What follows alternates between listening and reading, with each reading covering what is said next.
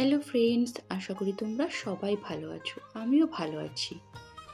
আজকে আমি একটি নিরামিষ সহজ রেসিপি তোমাদের সাথে শেয়ার করব। এটি কিন্তু খুব সহজেই বাড়িতে তৈরি করে নেওয়া যায়। রেসিপিটি হচ্ছে বড়ির ঝাল। বড়ির ঝাল কার কার খেতে ভালো লাগে বলো দেখি? আমার তো ভীষণ ভালো লাগে। তাহলে এই বড়ির ঝালটা কিভাবে করব সেটি তোমাদের সাথে আজকে আমি শেয়ার করব।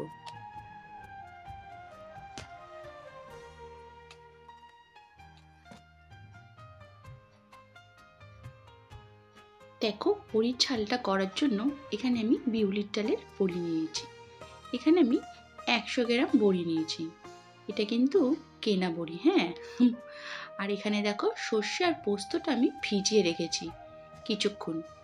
এবার এটাকে আমি পেস্ট করে নেবো। এর মধ্যে কাঁচা লঙ্কা আর একটু সামান্য নুন দিয়ে ফেললাম। কড়াইতে তেল দিয়ে দিয়েছি, তেলটা গরম হয়ে গেছে। এবার এর মধ্যে আমি বড়িগুলো ভালো করে ভেজে নেবো।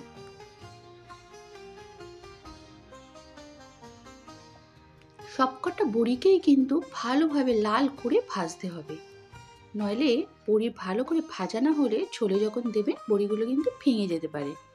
সেই জন্য বড়িগুলোকে ভালো করে ভেজে নিতে হবে। এখানে কিন্তু আমি কেনা বড়ি ইউজ করেছি, আপনারা চাইলে বাড়ির তৈরি বড়িও ব্যবহার করতে পারেন।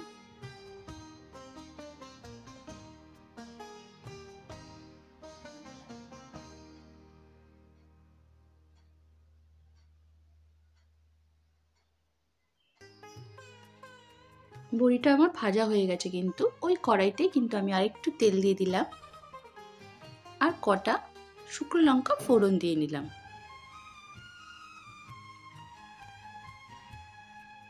দেখো, ওই পেস্টটা আমি এর মধ্যে দিয়ে দিলাম, সর্ষে পোস্তর পেস্টটা আমি এর ভেতর দিয়ে দিলাম। সর্ষে পোস্তর পেস্ট দিয়ে না সঙ্গে সঙ্গে জল দিয়ে দেবে, নইলে না তেতো হওয়ার চান্স থাকে। সেই জন্য দেখো আমি জল দিয়ে দিলাম, দিয়ে এটাকে ভালোভাবে একটুখানি নাড়িয়ে নেব। বড়িগুলো ফুটবে তো, সেই জন্য আমি জলের পরিমাণটা একটু বেশি দিয়েছি। এবার এর মধ্যে দেখো আমি পরিমাণ মতো হলুদ দিয়ে নিলাম, দিয়ে হলুদটাকে ভালোভাবে নাড়িয়ে নেব।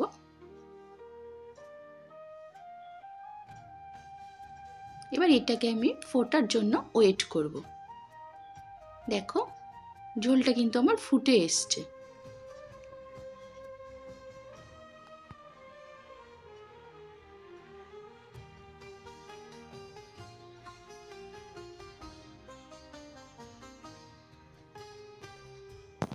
তো ভালোভাবে আমি নাড়িয়ে দিলাম।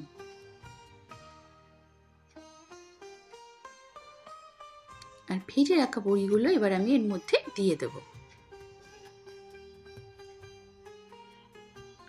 দিয়ে কিন্তু এটাকে কিছুক্ষণ কিন্তু ফোটাতে হবে, কিন্তু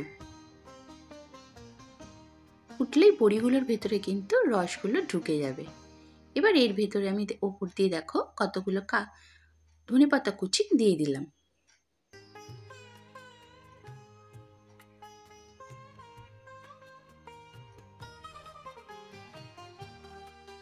ধনেপাতা কুচি দিয়ে একটুখানি দেখো নাড়িয়ে নিলাম।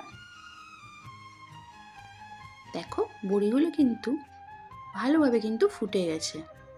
ফোটার পর দেখো কিরকম বড় বড় হয়ে গেছে বড়িগুলো। আর এই বড়ির ঝালের বড়িগুলো খেতে যা টেস্ট হয় না, দারুণ টেস্ট হয়।